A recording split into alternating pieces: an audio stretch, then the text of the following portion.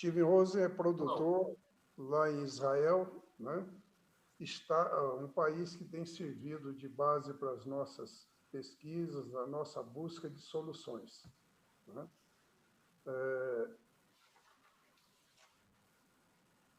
O Mr. Steven Rozen, you are free to expose your ideas about the theme of this reunion. Hello. I'm happy to, I thank you for inviting me. I apologize for not speaking Portuguese. I won't speak Hebrew. I'll speak English. And they asked me to talk just for a few minutes about the Israeli dairy farm. I am, I was extension person for 32 years for the Ministry of Agriculture. I was a dairy farmer, a manager of a large dairy farm. Then I went to study. I became a manager. And for 32 years, I did mostly nutrition and some economics and management. I did Mr. the nutrition Steve, for a moment, please. Yeah. There's a translator here. Okay. Eu pergunto aí à produção como é que está a disponibilidade do nosso tradutor para ir fazendo a tradução simultânea. Okay. A moment, please. Okay.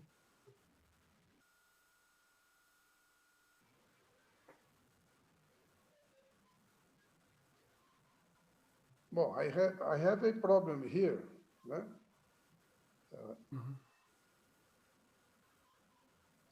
You can follow, and Mr. Geraldo Eugênio will help us, né, with the translation of your words, okay? Okay. Yeah, Should I Mr. continue? Rozen. Mr. Rozen. Yes, hello. I will help you with the translation, okay? Okay. Primeiro, o Mr. Rozen colocou que ele realmente foi solicitado para participar. Ele é um especialista em extensão rural do Ministério da Agricultura de Israel, especializado em pecuária de leite. E depois se tornou um gestor, um gerente, e é dessa experiência que ele vai nos falar. Please, Mr. Rozen, go ahead. Okay, so I'll make a little presentation and then I'll talk a little bit about the way we use water. But I'll talk first about the dairy farms, which I was asked to speak about. So I'll just try to find the, okay. Let's see if I get it working. Okay. So a little bit about the dairy farms in Israel. Can you see this? Yeah, You can see it. Okay. So here's the average production per cow in the year 2019 of dairy cows in the world, in some of the countries in the world. And Israel is the highest with about 12,500 kilograms of milk. The USA is second. Yeah. O que ele está colocando aí é uma tabela, um quadro, com a produtividade de leite por vaca. Isso é um dado de 2019, mostrando que Israel realmente está é o primeiro, né, com 12.460 quilos por lactação. E o trabalho dele, ele falou anteriormente, que vai realmente enfatizar na questão do uso da água na pecuária de leite. Please, go ahead. Okay, so Israel is very high milk producing.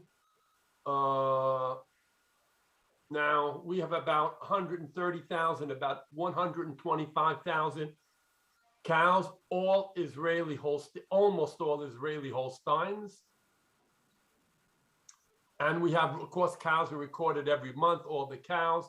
The production for the country is a little bit more than 1.5 billion liters or 150, 1.5 million tons of milk. And there's a liquid quota system. Israel has a quota system, so the farmer can only produce a certain amount of milk. And the regulation is according to fat and protein. And almost all the farms, all the large farms and most of the family farms have automatic identification. Each cow, when it goes into the milking parlor, we know which cow it is, that all the information of the milk, if she's in heat, if she's sick, is fed into the computer. So the manager just comes to the computer after the milking and sees exactly what happens, which cows he has to inseminate, and so on. Por favor, please. Este quadro está mostrando que Israel tem um número de 130 mil vacas com registro. São todas registradas. As vacas predominantemente são da raça holandesa, lá. Tem uma produção anual de 1,5 bilhões de litros, não é? Existe uma cota, cada cooperativa ou cada kibbutz daquele tem uma cota, você não tem que trabalhar dentro daquela cota que é negociada, não é? Há uma regulação anual sobre, a cada ano faz uma revisão sobre essa cota e sobre a produção, e hoje todos os animais que produzem leite em Israel têm um brinco, né? Um controle, eu digo, através da informática, que você permite saber detalhe a detalhe de cada uma dessas vacas. Ele colocou aqui 95% das vacas, porque ainda tem um resíduo que são de beduínos que não estão contados, não é? Please, Mr. Rozen. Okay, thank you.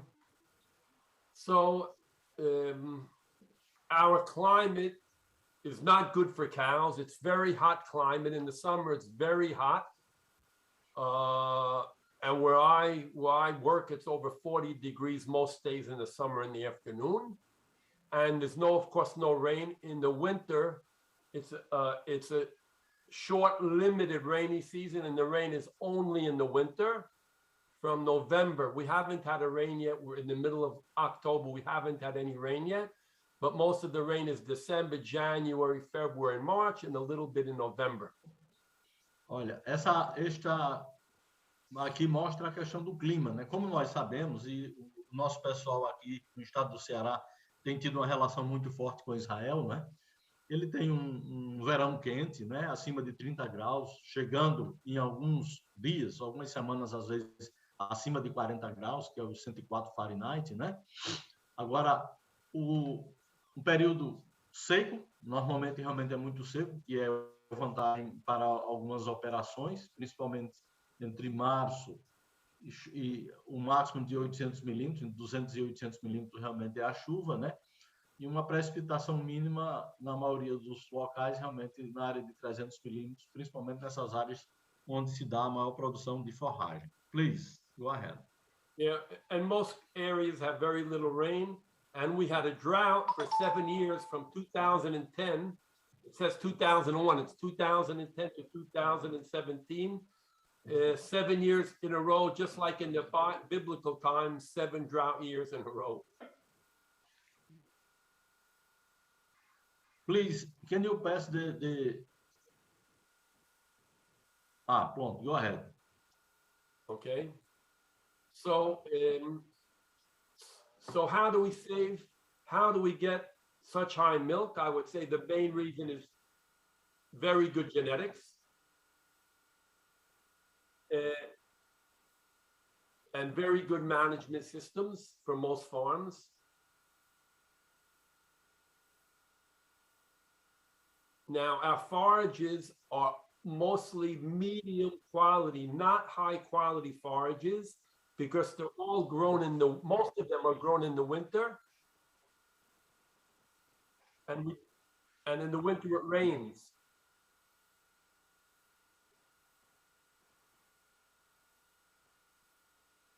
And we don't have to in the winter, we don't have to irrigate, or we have used very little irrigation. So to water our crops, we don't need more water.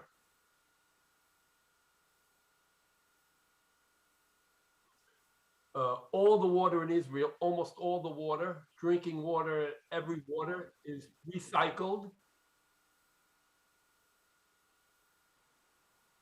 So almost all water is recycled. What do we do? So now most of the drinking water in Israel is desalinated.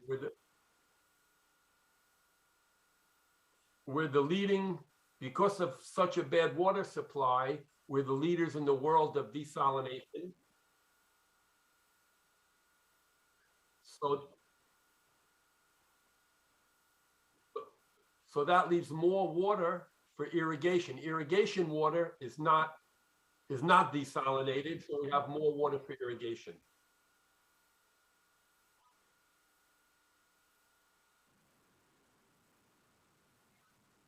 The wastewater from the dairy farm, it's all goes to most the biogas plants. We make biogas.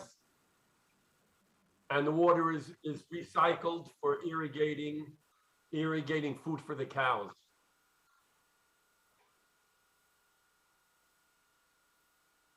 Now, Israel, including where I live, is a factory on my kibbutz, is a leader in irrigation equipment. So, of course, we have drip irrigation and so on.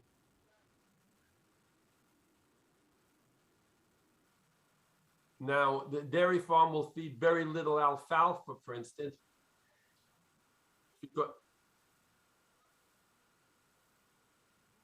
Because alfalfa is an excellent plant, but we need to irrigate, it needs to grow all year, and we need to irrigate it. So instead of using alfalfa, we use mostly wheat silage, wheat hay, vetch hay, which is a winter legume, or clover hay, which is a winter legume and can grow on the small amount of rain in the winter. When we wash the manure in the holding pen, we always recycle that water and try to save it as much as possible. Mr. Steven, a moment, please. Eu gostaria que o nosso tradutor me desculpasse, mas a forma que estava sendo traduzido antes pelo Geraldo Eugênio estava sendo mais efetiva para a compreensão de todos, porque deixava que o nosso painelista falasse um trecho, interrompesse, e depois o Geraldo Eugênio, né, aprofundaria o assunto, né, fazendo a tradução completa do texto. Como o Geraldo Eugênio é do ramo agropecuário e bem atento aí a essas palavras todas que estão sendo pronunciadas, eu queria que o nosso tradutor não levasse a mal, mas que a gente voltasse a ter a cooperação aí do Geraldo Eugênio. Okay, so in the summer, it's very hot in Israel. So in order to keep the production up, we have to use cooling systems. The cooling systems are similar to what you see here. We use fans and sprinklers, but we try to save as much water as possible. So we use sprinklers that give, excuse me, 1/2 minute of water every 5 minutes, small amount of water, but large drops. Small amount of water to save water, but large drops. Mr. Rozen, let me traduce, please. Translate. Okay. O que ele mostra aí realmente é uma infraestrutura típica de uma região onde a temperatura é extremamente elevada. E o que nós temos realmente visto no mundo inteiro é que alguns graus de temperatura são suficientes para reduzir a produtividade de uma vaca entre 20% e 25%. Então, aqui nós temos essa estrutura de ventiladores e de aspersores, que ficam permanentemente com um ambiente úmido e com este vento que baixa a temperatura em até 3 ou 4 centígrados. Então, isto é o que tem ocorrido na maioria das fazendas em Israel e, obviamente, cada país se adapta com o que tem. Por favor, please, Mr. Rozen. Go ahead. So we try to save water as much as possible. It's impossible to completely save it. We also use, because of the hot summer and the expensive forage, because it uses water, we also use a large amount of byproducts from factories, mostly byproducts from the food industry in Israel. So that also saves us not only money, but it also saves us a little bit of water for the forages.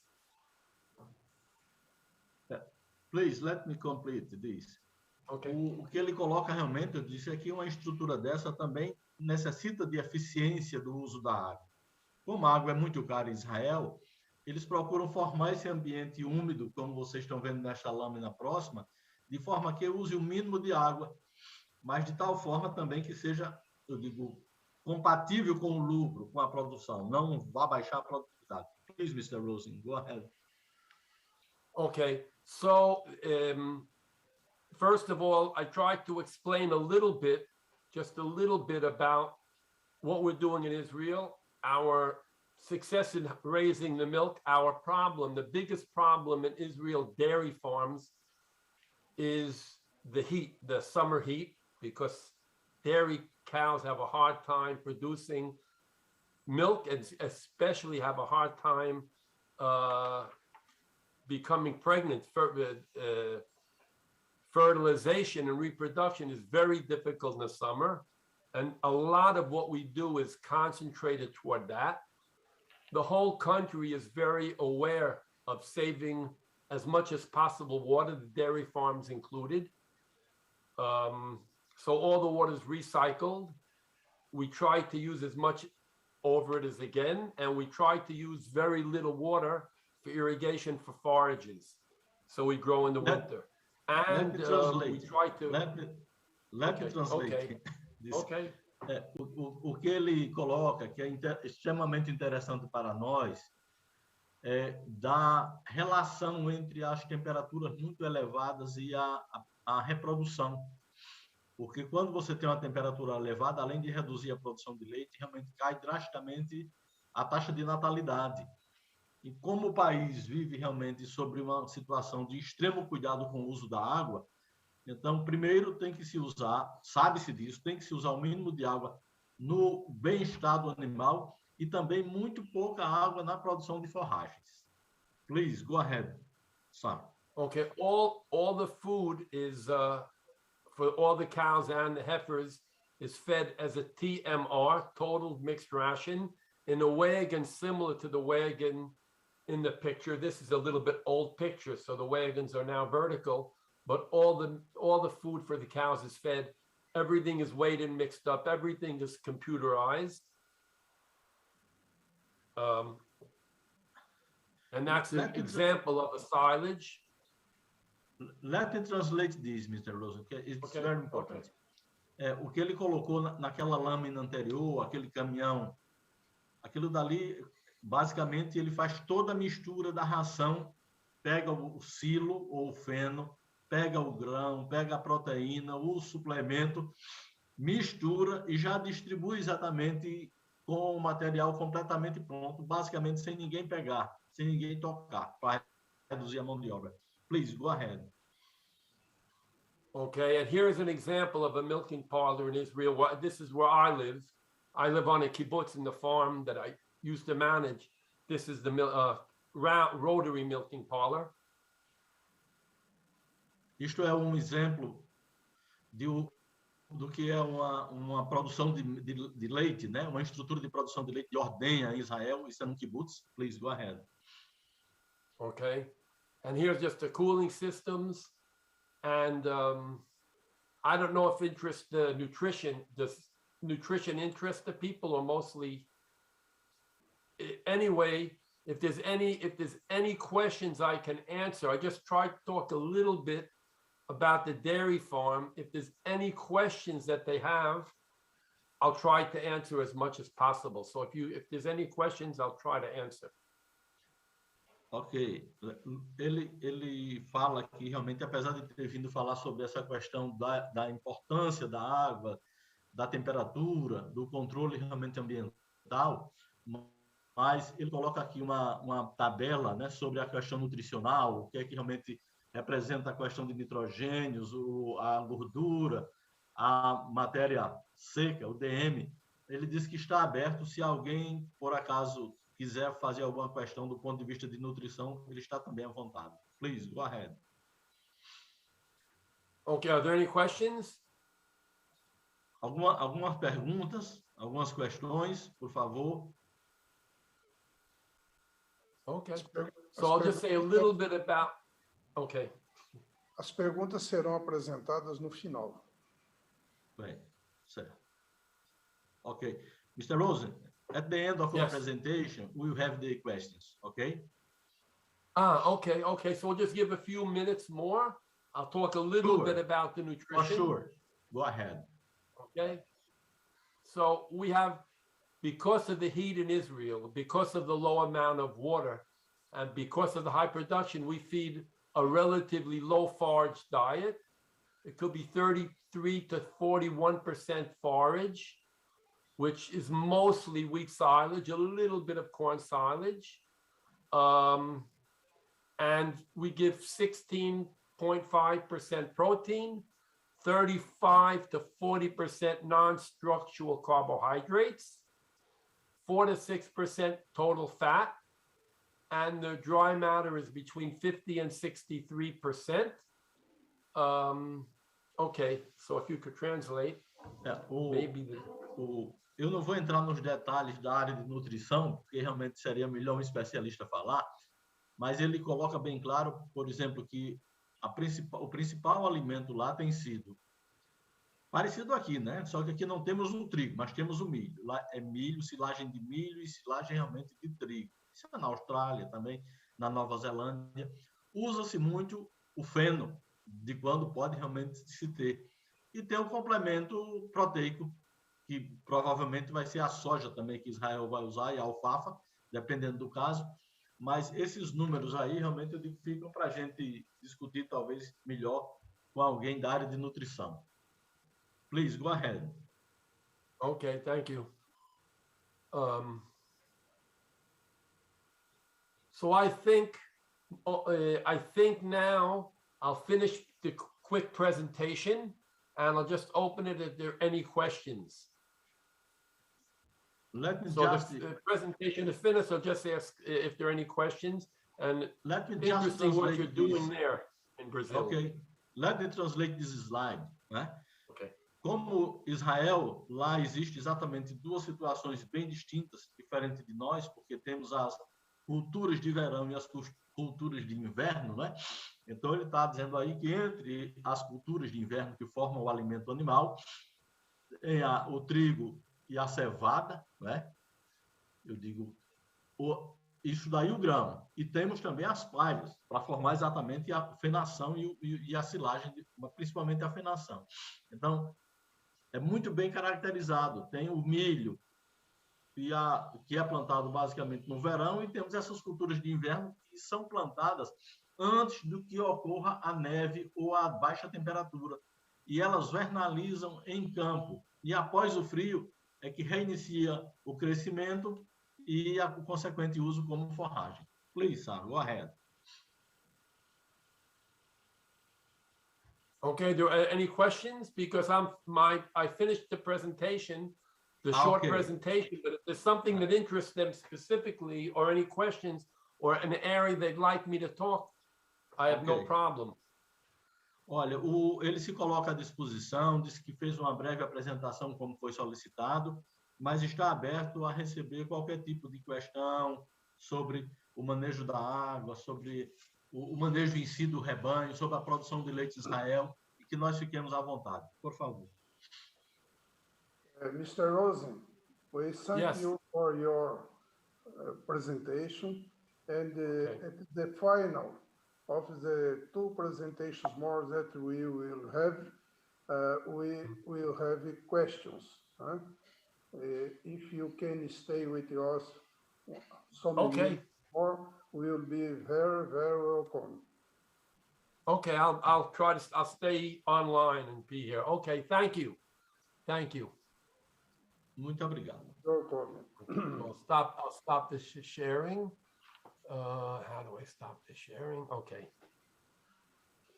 Bom, nós vamos ter agora, então, mais duas palestras de Bruno Rebouças, diretor de operações da Cogere, e em seguida Francisco Osni Enéas, professor do Departamento de Engenharia Hidráulica e Ambiental do Centro de Tecnologia da UFC. Então, eu convido o Bruno Rebouças para fazer a sua apresentação. Bruno, por favor.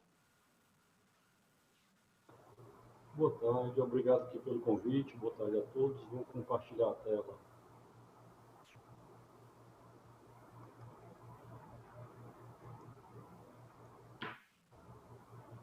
Pergunto se todos veem a tela da apresentação. Está perfeito. Pronto. Eu utilizei aqui o mesmo tema que está no painel, inteligência na demanda de água, que cabe um debate amplo, né, aqui com relação ao uso do recurso hídrico. E mais à frente a gente vai ter a apresentação do professor Osni, que vai falar da experiência já vivida aqui, uma vez que o professor Osni também foi funcionário da casa, né, funcionário da COGÉ por muitos anos, foi diretor também de planejamento. Então, aqui eu trouxe 6 pontos para que a gente pudesse debater um pouco nesses 20 minutos. São o cadastro para regularização do uso de água, uma vez que eu acredito ser fundamental para a gente poder ter um bom controle da demanda, você ter o conhecimento dessa demanda, e a gente sabe da dinâmica, principalmente depois de uma crise hídrica como essa, né? Eu digo depois porque em parte do estado, como é o caso do Vale do Acaraú, hoje está praticamente em normalidade lá, em contrapartida no Vale do Jaguaribe ainda não, mas já a dinâmica do Vale mudou muito após a crise ocorrida lá, né? O grupo de apoio à alocação de água do CONER, projeto Alocar, que a gente vai ver um pouco mais à frente, monitoramento remoto do uso de recursos hídricos, processo de macromedição, que também é uma coisa que a gente tem que avançar bastante ainda, e o modelo de estimativa de consumo também para a agricultura. Então, indo direto aos pontos, esse cadastro e de regularização, né, para as 12 bacias hidrográficas do estado, é um projeto que está sendo financiado pelo Banco Mundial. Ele tem a intenção de fazer a atualização cadastral e o apoio à regularização dos usuários dos recursos hídricos nas bacias, nas 12 regiões hidrográficas, isso para os 155 reservatórios monitorados. A ideia é que seja feita a identificação das áreas através de imagem de satélite, correlacionando com o Cadastro Nacional de Imóveis Rurais.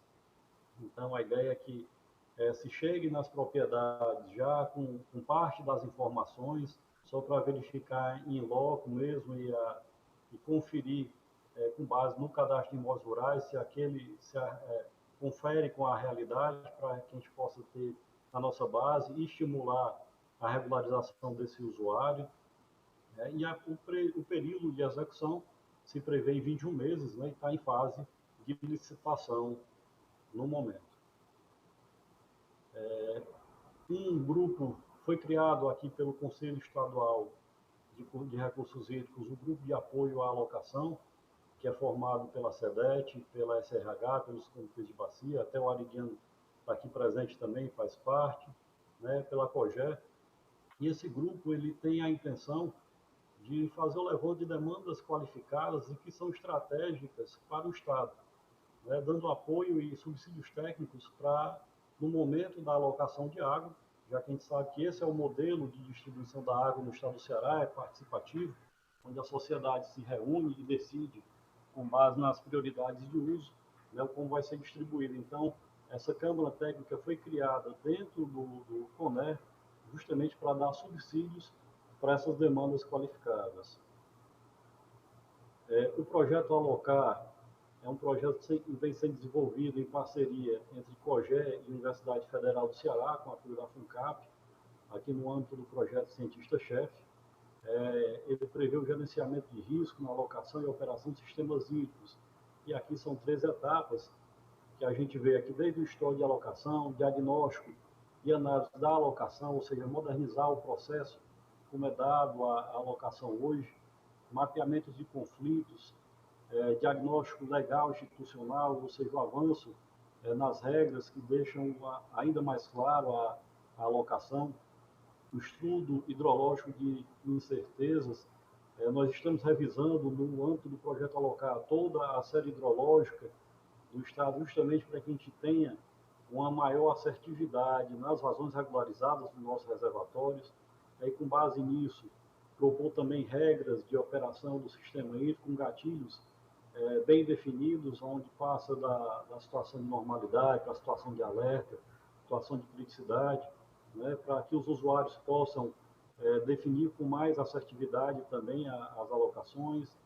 análise dos instrumentos de gestão, análise dos próprios riscos e incertezas na alocação, definição da estratégia geral para alocação negociada, base operacional padrão para alocação, e aí isso conversa muito justamente com a questão das regras de operação, né? E aí vem aqui a regra de operação hidráulica e hidrológica, e aí eu aproveito aqui para fazer o link também, por exemplo, com o projeto Malha d'Água, que é um projeto que visa o aumento da oferta hídrica para o uso prioritário do abastecimento humano, isso diminuindo a concorrência com os usos múltiplos e, consequentemente, liberando